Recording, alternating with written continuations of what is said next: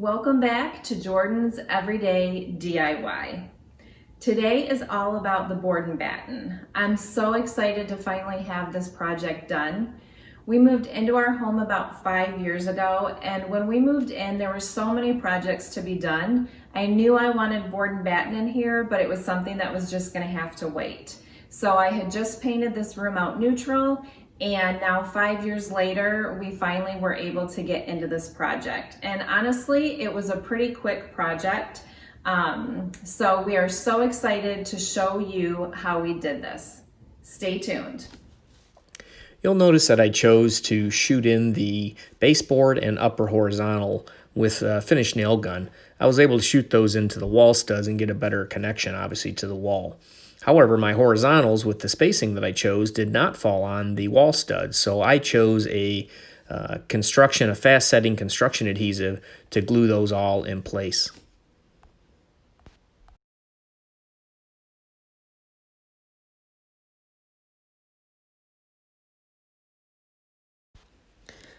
A big part of this project was just basically layout.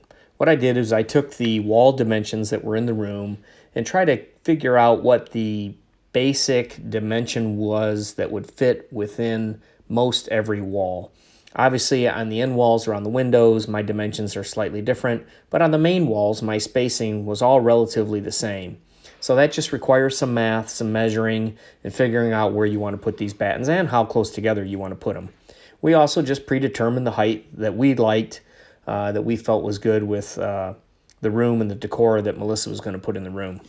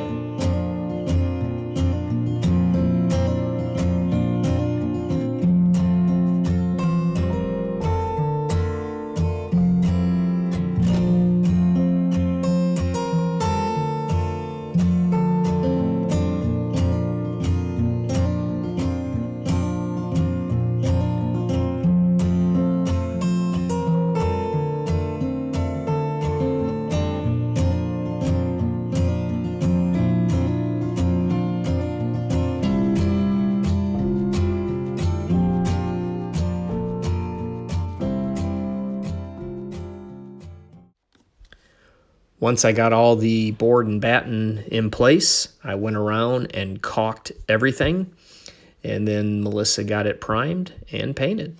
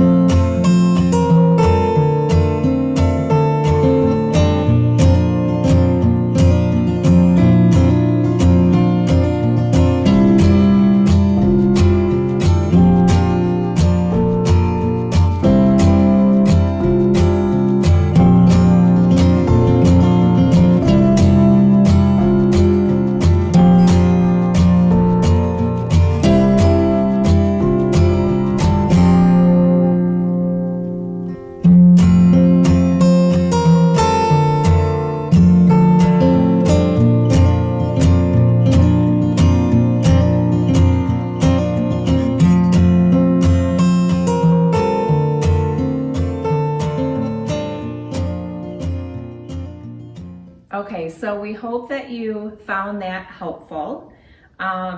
So was there anything in this transformation that you thought was tricky to do? Just by coincidence, I think, as I did some of the layout in the room, just trying to keep the spacing even on the vertical battens, is just that we did hit a couple of outlets.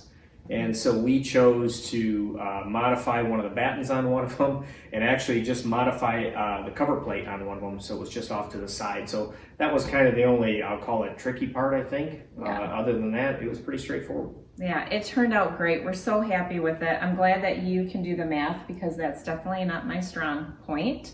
But one other thing that we thought we would point out in here, and actually there's a few projects that we've done in here that I think I'm going to take another video to show. But one thing that we've waited on during this COVID season, it's been kind of hard to decorate. I'm sure you guys have found that as well. Hard to get to the stores, there's not as much product available, and then ordering things online, we're not getting them very quickly. But these sconces here that are on the wall, I don't know if you guys can tell, but those are battery operated. Right. So I would love electrical sconces there, but that's a whole nother ball game. And Brett wasn't quite wanting to tackle that project yet.